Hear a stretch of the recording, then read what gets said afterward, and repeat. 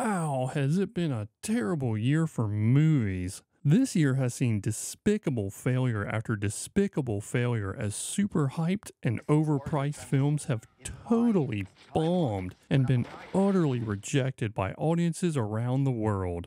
When it comes to mega bombs, this one has it all. Actors having meltdowns on social media, actresses admitting to taking it on because they desperately needed the cash, and an epic financial loss totaling more than $200 million. The only thing missing is a South Park episode mocking it. Seriously, only one movie genre can fail this hard: a superhero movie.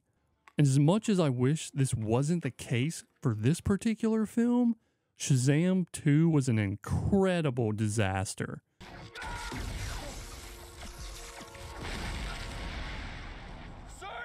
I really enjoyed the first entry and was rooting for Shazam 2 to keep the magic going. It didn't. Okay, this one's really gonna blow your hair back. Some movies you expect to fail, like Fast X or that strange pedo movie Disney made for kids. But this movie I never, ever, It's about to be epic. ever It's about to be crazy. have thought would crash and burn. It's about to be epically crazy.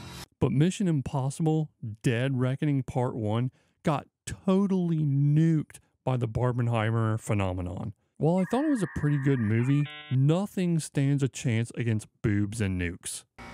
Next, we have a devastating failure leading to the second worst opening ever for a Pixar film, which is really something considering that it had to beat numerous pandemic releases to earn this dishonor. The pandemic, when the entire world was shut down and didn't go out to see movies.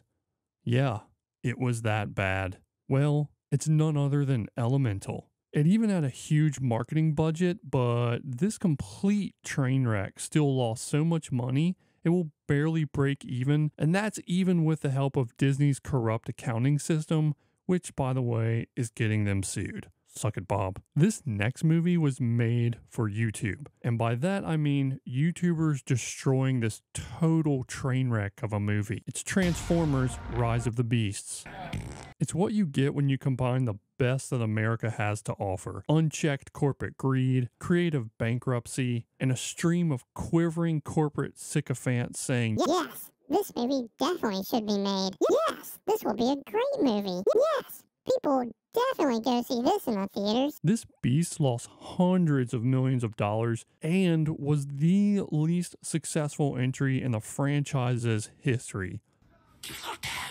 Honestly, as big as a disappointment this film was, it kind of starts to restore your hope in humanity. Oh, fuck me for getting hopeful. It wasn't just Pixar taking huge L's on the animation front this year. DreamWorks Release the Kraken. released Ruby Gillman Teenage Kraken, which went on to become its second worst animated release of all time. I didn't even know this movie existed, and it looks like no one else did either.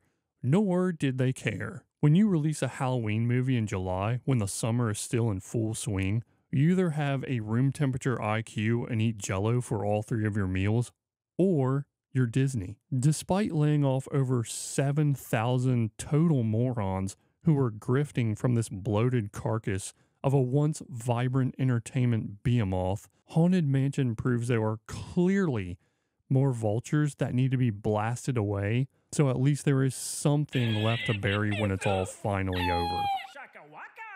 Haunted Mansion is Disney's biggest flop of 2023, and that's really saying something considering the epic level of failures that we have to talk about.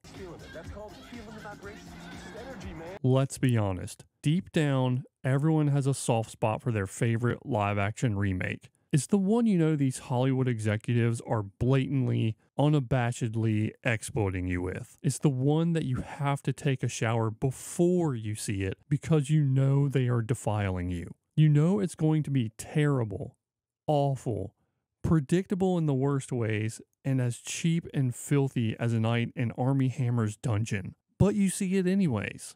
Unless, of course, it was The Little Mermaid, which was the worst Disney live-action remake in its entire history. No one showed up for it or wanted to see it. It was off the pace by $500 million. You idiot. And at least $100 million of that was because of Awkwafina's stupid rapping. I was like, wah, chicka, wah, wah. This movie was a total disaster.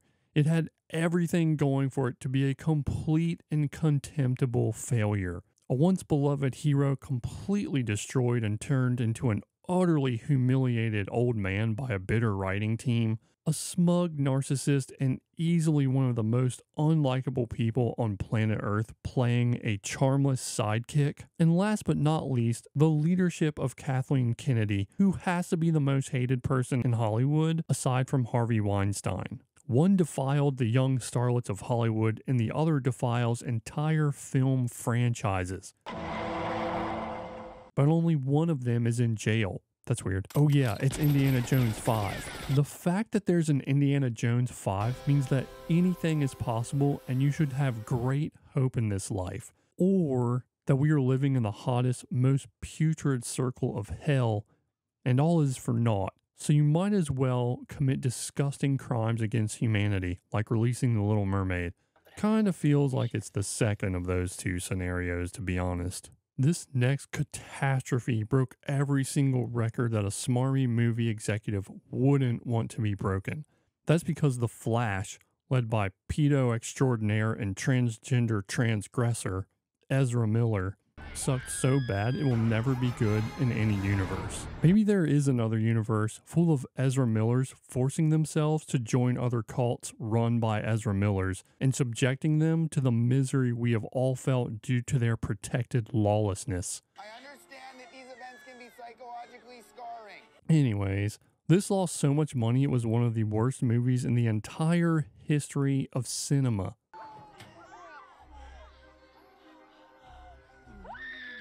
So what could possibly be worse than all the awful failures we've already discussed? This next entry was one of the most empty, ungratifying experiences you will ever have watching a movie in your entire life. Oh my God. Of course it's a Marvel movie, and of course it's the first movie to kick off their worst series of films and shows yet. Yes, it's none other than Ant-Man and the Wasp: Quantumania. The only thing epic about it was how much money it lost on its opening debut, and the fact that it's tied with Thor: Love and Thunder for Marvel's lowest rated movie. Oh my God. It was a complete and embarrassing disaster. I wanted to love the multiverse since it's kicked off in Phase 4, but have just been continually disappointed and let down. The multiverse has turned out to be just cheap cameo bait, boring characters, bloated stories, terrible jokes, and I just want it all to be over with.